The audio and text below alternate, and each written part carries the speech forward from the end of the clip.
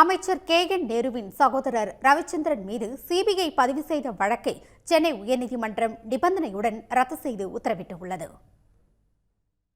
Indian Overseas வங்கியிடமிருந்து பெற்ற 30 கோடி ரூபாய் கடனை வேறு நிறுவனங்களுக்கு திருப்பி விட்டதால் 22 கோடியே 48 லட்சம் ரூபாய் இழப்பு ஏற்பட்டதாக 2013ஆம் ஆண்டு KN நேருவின் சகோதரர் ரவிச்சந்திரன் இயக்குநராக உள்ள நிறுவனத்திற்கு எதிராக புகார் அளிக்கப்பட்டது.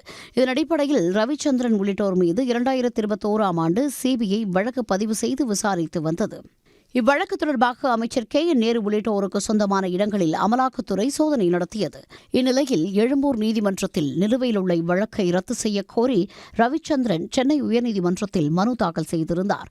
இந்த மனு விசாரணைக்கு வந்தபோது சிபிஐ வழக்கின் அடிப்படையில் அமலாக்கத்துறை வழக்கு பதிவு செய்துள்ளதால் இந்த வழக்கில் தங்களையும் இணைக்க அமலாக்கத்துறை கோரியது. இதற்கு ரவிச்சந்திரன் தரப்பில் எதிர்ப்பு தெரிவிக்கப்பட்டது.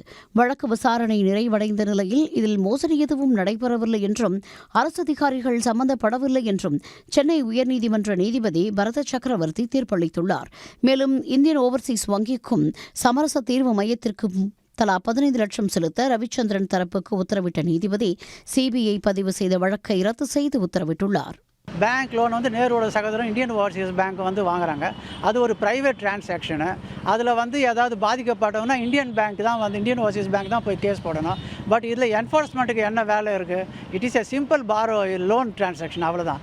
அதில் என்ஃபோர்ஸ்மெண்ட் ஏன்னா நேருவை ஃபோர்ஸ் பண்ணணும். அதனால் என்ஃபோர்ஸ்மெண்ட் அதில் இந்த வழக்கை நாங்கள் விசாரிப்போம். இவர்களுக்கு எந்தவித வழக்கை நடத்துவதற்கு எந்தவித அதிகாரமுமே இல்லாத வழக்கில் கூட இவங்க தலையிடுறாங்கன்றதுக்கு ஒரு சிறந்த உதாரணம் இன்றைக்கு உயர்நீதிமன்றம் தள்ளுபடி செய்த ஒரு வழக்கு. தொடர்ந்து இன்னைக்கு உச்சநீதிமன்றம் கண்டிக்கிறாங்க, உயர்நீதிமன்றமும் கண்டிக்கிறாங்க. இதெல்லாம் தாண்டி ஒன்றிய அரசு தனக்கு மிரட்டுபவர்களுக்கு, தங்கள் இருக்கக்கூடிய மாநில அரசுகளை மிரட்டுவதற்கு ஒரு பகடைக்காயாக இடியும் சிபிஐயும் கைப்பற்ற நடவடிக்கை செஞ்சுட்டு இருக்காங்க. இது கண்டிக்கத்தக்கது. இந்த சென்னை உயர்நீதிமன்ற தீர்ப்பு என்பது இன்னைக்கு இருக்கக்கூடிய மாநில அரசாங்கத்தினுடைய உரிமையை இன்னைக்கு நிலைநாட்டும் விதமாக அமைந்திருக்கிறது. உடனுக்குடன் செய்திகளை தெரிந்து கொள்ள சன் நியூஸ் பெல் ஐகானை கிளிக் பண்ணுங்க.